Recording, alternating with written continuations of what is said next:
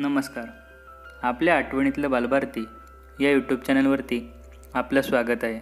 आज आपण जुन्या पाठ्यपुस्तकातील माकडाचे घर हा धडा पाहणार आहोत. तर चला सुरू करूयात.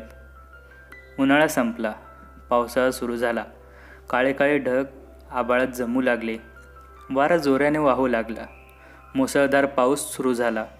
पिंपळाच्या झाडावर एक माकड बसले होते. या मुसळधार पावसात ते पार भिजून गेले. गारगार वारा त्या माकडाच्या अंगाला झोंबू लागला. माकडाच्या मनात आले, आपले घर असते तर मग घरात कसा छान बसलो असतो. पावसात असे भिजलो नसतो. वारा अंगाला झोंबला नसता. ते काही नाही, तर पाऊस संपताच घर बांधायचे. थोड्या वेळाने पाऊस थांबला. वाऱ्याचा जोर कमी झाला. ढगही दिसेनासे झाले. ऊन छान पडले. त्या उन्हात पानांवरचे पाण्याचे थेंब चमकू लागले. माकडाने आनंदाने अंग झाडले. पिंपळाच्या झाडावरून उडी मारून ते चिंचेच्या झाडावर गेले. चिंचेचा आंबट गोड पाला ते खाऊ लागले. त्यातच ते दंग होऊन गेले. या झाडावरून त्या झाडावर उड्या मारत राहिले.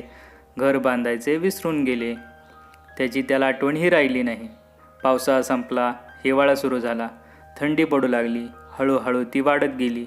कडाक्याच्या थंडीने माकड काकडू लागले. माकडाच्या मनात आले, आपले घर असते तर ते काही नाही.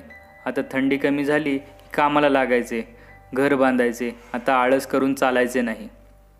पण सकाळ झाली आणि ऊन पसरू लागले की माकडाला मोठी मजा वाटे. ते या झाडावरून त्या झाडावर उड्या मारू लागले. फळे खाण्यात ते दंग होऊन गेले. घर बांधायचे विसरूनच गेले. थंडी गेली. उन्हाळा आला. हळूहळू ऊन तापू लागले. माकडाला ऊन सोसवेना. त्याच्या मनात आले, आपले घर असते तर सावलीत कसं छान बसलो असतो. छे, ते काही नाही. आता ऊन कमी झाले की घर बांधायचेच. त्याने तसा निश्चय केला. पण आंब्याचा मोहर झडू लागला आणि कैऱ्या दिसू लागल्या. माकडी झाडावरून त्या झाडावर उड्या मारत राहिले. कैऱ्या तोडण्यातच दंग होऊन गेले. केलेला निश्चय विसरून गेले. घर बांधायचे राहूनच गेले. उन्हाळा संपला. पावसाळा सुरू झाला. काळे काळे ढग आभाळात जमू लागले. वारा जोराने वाहू लागला.